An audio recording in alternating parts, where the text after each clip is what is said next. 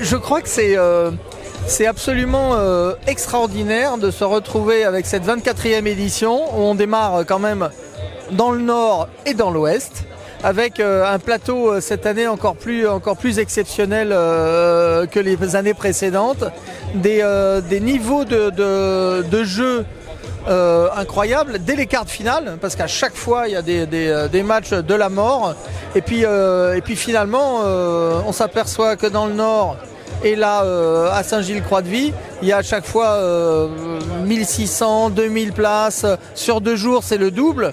C'est la pétanque est en pleine forme, et donc on peut se réjouir parce que quand il y a autant de monde et un spectacle de cette qualité, je crois qu'on a vite envie de passer à la 3e étape. Et c'est vrai que c'était la première fois que nous venions en Vendée. L'année dernière, évidemment, on était ravis de revenir. Et puis là, je crois que j'ai demandé à la mairie de Saint-Gilles-Croix-de-Vie de rajouter 500 places de plus en tribune pour l'année prochaine. Donc je pense qu'on va certainement revenir. Alors là, je dois dire que c'est effectivement cette wildcard qui est composée. Ils nous avaient dit, nous on proposait cette équipe, on a partagé avec eux, ils avaient quasiment jamais joué ensemble.